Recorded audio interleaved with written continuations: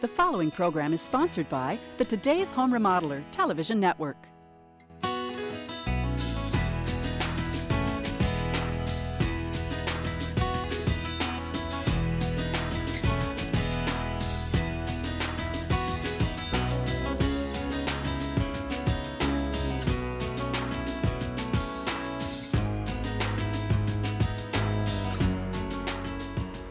Welcome to Today's Home Remodeler. I'm Stuart Keith, and on today's show, well, we're learning more about interior drain tile and a unique piering system that can actually stabilize a sinking home.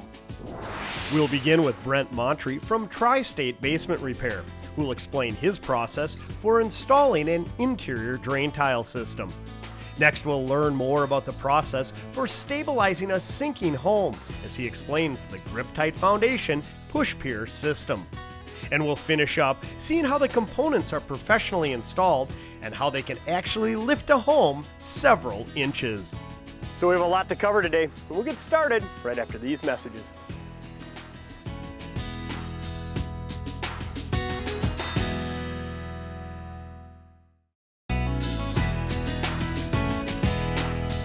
Imagine if one day you realized your home was sinking. What could you do besides panic? Well, fortunately, there is a solution, and although it may not be all that common, when it's your home, it's a big deal. So on today's show, we'll catch up with Brent Montre from Tri-State Basement Repair at one such location where the homeowners thought they just had a basement water problem, only to find out that their home was sinking. Well, here we are, Brent. Looks to be about a, 70, 80-year-old home? Yeah, somewhere in there. Yeah, so from about the 1930s, I was just talking to the homeowners. They said they had a water problem this year. Not surprising, because we had an awful lot of rain this spring. Yeah, we had a really wet spring this year. So what happens is you get a lot of rain, the ground gets saturated, builds up a lot of hydrostatic pressure, and where you see it come up is where the floor and the wall meet. Call that the cove area. That's where 90% of basements actually will leak. And so right at the base of the wall, the water on the outside is seeping in, and that's what leads to water in the basement? That's correct. Okay, so is that why they contacted you? Yeah, originally they contacted us because of the water problem. As you can see here, we got a little more extensive work. We actually found when we broke the floor out to install our drain tile system that there's no footing here. Oh, you're kidding. So the basement walls are just sitting on dirt? There's no footing there? Yeah, so they actually poured the walls right on the dirt. So what we're going to do is we're going to dig this out, undermine the wall, attach a bracket, and we're going to underpin the foundation, which is pushing in foundation piers. So the actual foundation is going to sit on piers now. So they called you originally because they had a basement water problem, but you're putting piers in? Does that mean that the house was actually sinking and you discovered that when you came out here? Yeah, that's correct. And this house hasn't settled a lot, which is why we didn't catch it on the initial inspection. But you can see, if you look, there are a few cracks in the walls. Oh, wow, look at that. Which are a good indicator of some settlement. And if you look at the top, it's actually wider than at the bottom, which is an indicator that the house is settling. Whew, if I had this house, I'd be a little worried about that. But I would be happy to know that there's a solution or a remedy to that problem. Yeah, we can fix this. Like I said, so what we're going to do, we're going to underpin the foundation, push in the piers, and actually transfer the load of the entire foundation of the house onto the piers. Well, I'm anxious to learn more about that process, but before we get into that, let's get back to the drain tile. I know we've had a couple different shows in the past. We've walked through the process, but let's review it because, again, as I mentioned, a lot of rain this year, a lot of people with water in their basement, most of them in a panic state wondering what the heck can they do. And whether it's unfinished like this one or a nice finished basement, last thing you want is water or even moisture down there. So let's walk through your process. All right, so what we'll do is we'll come in, we'll break out the interior perimeter of the floor, about a foot generally, dig down, put in a base of gravel. Then we use a 3-inch PVC drain tile, which is perforated, of course, and then we cover that with stone. And then we've got our patented hydro channel that sits on top of that, and then we'll cover it with concrete, and of course everything runs to a sump pump and then gets pumped outside. You make it sound very easy, but I know I'm always amazed when I see your crew in action. I mean, just take a look at what they have to deal with. I mean, this is back-breaking work. I mean, you have 30, 40 pounds of concrete, these chunks that they have to carry out by hand. They have 5-gallon pails of all the debris because you have to remove that debris, right? Yeah, it's very, very labor-intensive. It's a very difficult job to do. Everything has to get manually taken up and down through the use of 5-gallon pails. Now, this is the ultimate solution. I mean, there's really no shortcuts to it to do it correctly. Yeah, that's correct. I mean, there's paints and epoxies and things out there, but realistically, the only way to handle a water problem like this is to give the water a place to go and control it. So that's the purpose of our drain tile system. Okay, so the guys are digging out the debris, taking out all the chipped out concrete. Where does all that material go? So eventually this will actually be used as road base. We take it to a recycling plant, they'll grind it up and then use it as a road base. I always love that. You told me that before, and I just think that's awesome that you're utilizing it, not just throwing it in a landfill or dumping it out in a ditch somewhere. So once you have everything removed, you put a bed of gravel in, you mentioned, and then what is that PVC you're using? It's not the black corrugated stuff that we're all familiar with? Yeah, so we use a 3-inch solid PVC. It has a 3,000 pound crush rating and it has 1/2-inch holes in it. It's much better than the corrugated drain tile because if you look at the corrugated drain tile, it has ridges in it. Sure. Sediment will settle into that and eventually start to clog. And also, without the sediment, you have water constantly sitting in that, which contributes to a higher humidity in the basement. Sure, kind of defeats the purpose of trying to dry out your basement with a drain tile. If you use the corrugated, you're going to maintain water in the lines, at least initially. Yep, that's correct. So once you have the PVC in place, then what happens to finish it off? So we'll install a hydro channel and then we'll re-concrete over the floor so that virtually the system disappears. And I know one thing I like about the attention to detail that your crew really prides itself on is once they leave, it's as though they've never even been here. Yeah, we try to do the best we can to match up the new concrete and the old concrete. And of course, we like to leave the basement cleaner than when we got here. Sure. Now, again, the water that was coming in or wants to come into the house, it's going to enter that drain tile, go to the sump crock. Then where does it go? So it's going to actually discharge outside into a buried line that we run out about 20 feet away from the house. And then there's a pop-up emitter that allows the water just to bubble up onto the lawn. That's awesome. So the water that's naturally occurring on site is going to remain on site and irrigate the lawn or flowers or wherever you want it to discharge, yet you're not going to see that white pipe going out of the basement. Yeah, that's right. So repurposing the water in a sense. Stick around. We'll learn more about the process for stabilizing this home's foundation next.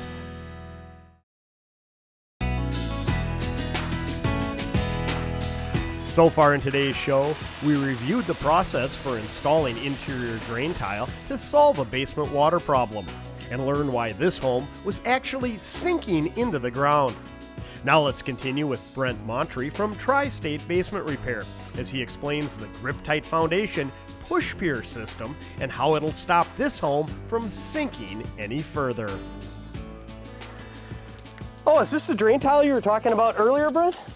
Yeah, it is. This is 3-inch PVC drain tile. You can see it's solid. It doesn't have any corrugation in it whatsoever. It's got 3,000 pound crush rated. And so this is instead of using the corrugated that'll actually hold some water, hold the sediments. This does a superior job for the homeowner. Yeah, you can see inside it's actually smooth. There's no ridges for anything to get caught on, so it flows very nicely. Makes sense to me, but that takes care of the water in the basement problem, but these homeowners had a much larger issue, and that was either side was actually sinking. Their whole house was sinking. Yeah, that's correct. So there actually is some settlement in this foundation. So you can see here, these are the bracket assemblies. This bracket will actually attach to the bottom of the footing, and then we'll drive our piers in, and then eventually these brackets will hold the entire structure. Wow, what a technical solution to this problem. How'd you learn about it, or how do you know you're doing it correctly? So we are part of the Grip-Tite network. Grip-Tite is a foundation repair company out of Iowa. They provide all the engineering, all the installation specifications for all of their products.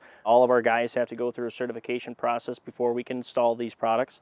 We do have an engineer that's on 24/7, and they help us design the solutions that you're going to see us install today. Well, that's great peace of mind for you to know you're doing it right, and even more important, great peace of mind for the homeowners knowing they're getting a sound solution to their sinking home problem. What are these right here? So these are actually our starter tubes. You can see that we have a collar here at the end. This is the initial section that goes in. The purpose of this collar is actually to bore a slightly larger hole than the pier itself. So this allows us to get into a deeper depth, and we can hit that load-bearing strata that way. So we don't have false sense of security. This will actually let us get down to the depth that we need to get down to. And when you're talking about going down to the depth you need to, you're not talking like 3 or 4 feet. You're talking 30, 40 feet down? Well, it just depends on the situation. So going back to the engineer, he'll pull soils reports for the area that we're working in, and he'll give us an idea what kind of depth that we'll be at before we hit the load-bearing strata. So in this case, we're in around 10 feet where we should hit bedrock. Okay. Over there, the piping that I see is just the additional pipes that go one after the other. That's correct. Now over here, what are these? Look like top plates? Yeah, these are actually what we call pier caps. So we'll drive the pier in as far as we need it to go, then we'll cut it off and we cap it off with this cap. And there's actually bolts that attach the cap to the bracket assembly, and that's actually how we transfer the load from the current foundation to the piers. Wow, sounds complicated. I'm anxious to learn more about it. Can we head downstairs and learn more about your plan to raise this foundation or at least stabilize it? Absolutely.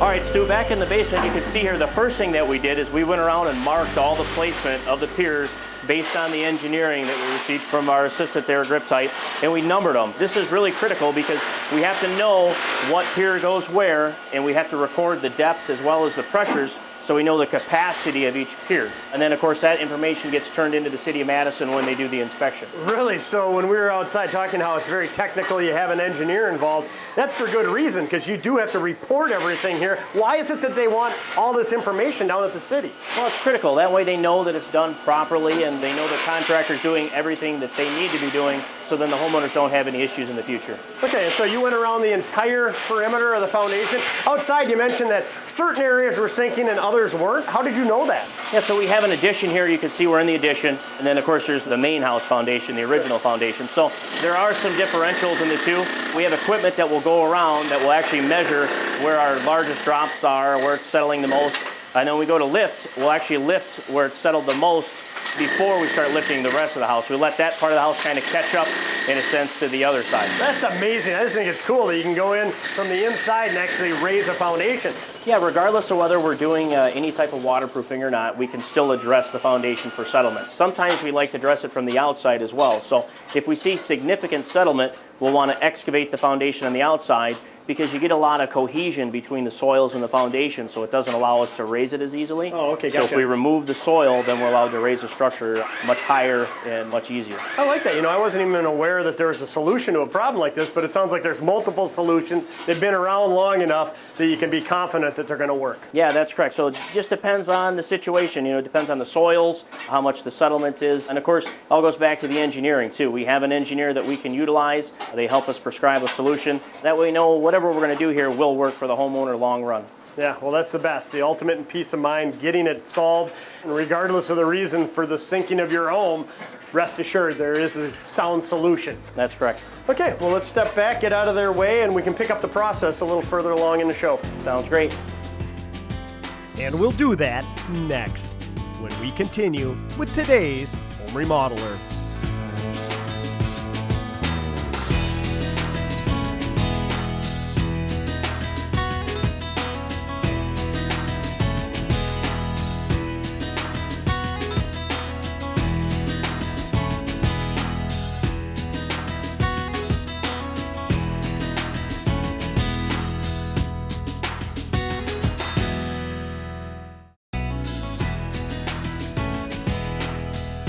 Earlier in today's show, we saw the process for solving a basement water problem and introduced a solution for stabilizing and lifting a sinking home. Now let's finish up with Brent Montree from Tri-State Basement Repair, who walks us through the installation of the Grip-Tite Foundation push pier system. Okay, Brent, looks like the guys have started installing the pier, so let's spend a few minutes here walking through the process and what's going to stop this home from sinking. Well, as you can see, the first thing we did is we break out the concrete, and then the next step is actually prepping the footing, or in this case, just the foundation wall, to be able to accept the bracket. And this is super critical to have a smooth, even surface underneath here, so the bracket doesn't have just pressure points. It actually is picking up the entire load over the whole surface of that bracket. And you're doing 25 of these around this house? Yeah, that's correct. So there's 25 of these areas that we have to prep. So it seems to me, as you said, it's extremely crucial that they have high attention to detail and doing it right, getting it prepped. Like so many things in the construction industry, preparation is the key. Yeah, absolutely. Okay, so once you have the holes excavated at the various points, how do you start driving the tubes? So what we'll do, we'll attach the bracket and we'll temporarily rig it up with these jacks just to hold it in place, put in the starter tube, and then attach our drive unit. And this will actually continue to push sections of the pier down until one of two things happen. Either we hit the desired pressure, which will give us a certain load capacity on that pier, or the point of refusal, where the actual foundation will start to lift. And if that's the case, then we know we have enough load capacity in the pier, because just one individual pier is actually lifting the entire structure. So you know if you spread that load over the course of 25 piers, you're going to have more than enough capacity. Homeowners will never have to worry about the foundation settling or the house sinking down. Seems to me that a crucial aspect is paying attention to the pressure on this machine. Yeah, it's extremely critical. We don't want to overload the pier, damage the foundation. So monitoring the pressures are extremely critical. That'll tell us whether we have the capacity we need to be able to sustain the foundation. Sure, and just from a safety standpoint, and not to mention, you said earlier you have to create a report. So every pier, do you have to write down the pressure that you stopped at and the different depths that you're at? Yeah, if you remember, we actually number each individual pier, and they go into a log where we log down the pressures and the depths. So not only for our records, but also for the city and the inspection. Yeah, this is some pretty impressive equipment you have here. Earlier I had mentioned that installing the interior drain tile, that was back-breaking work. Doesn't get any easier when you're stabilizing a foundation.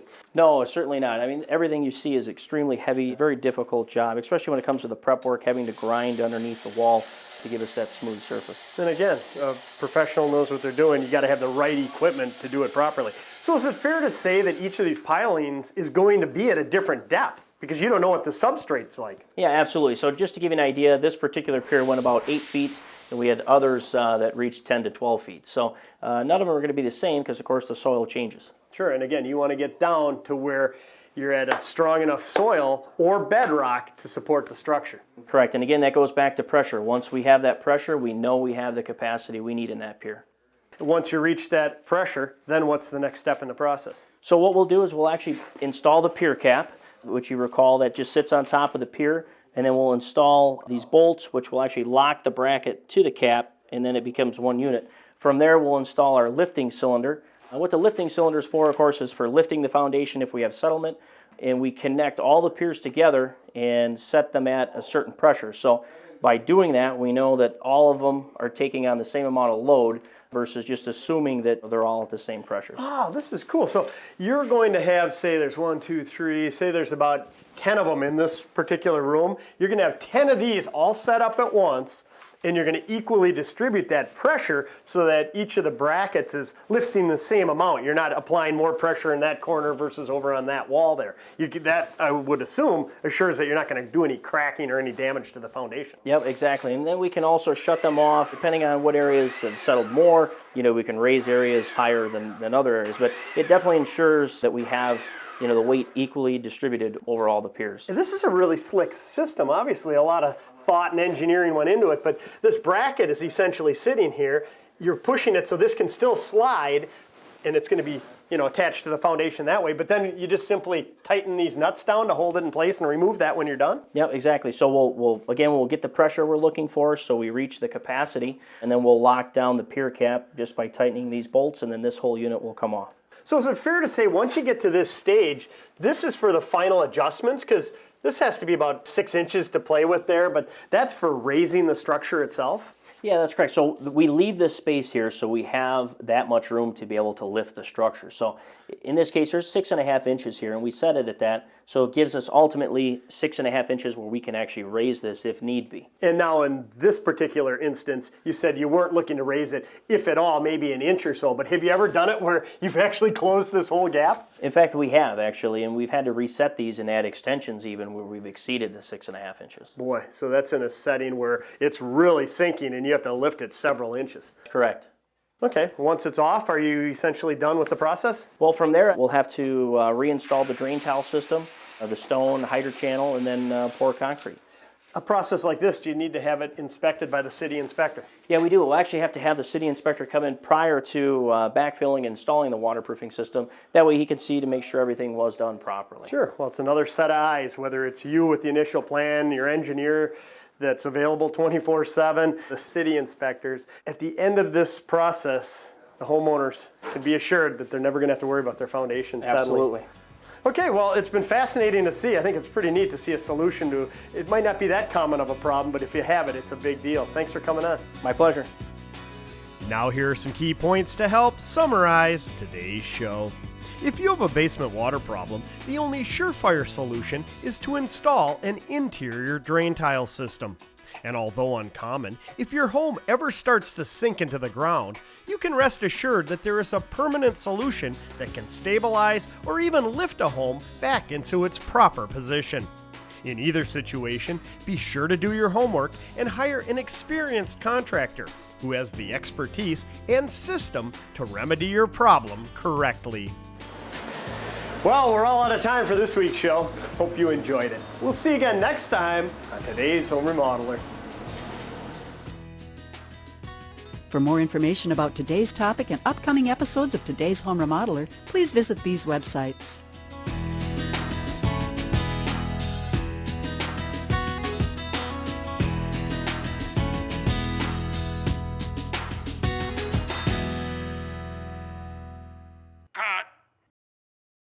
The preceding program was sponsored by the Today's Home Remodeler television network.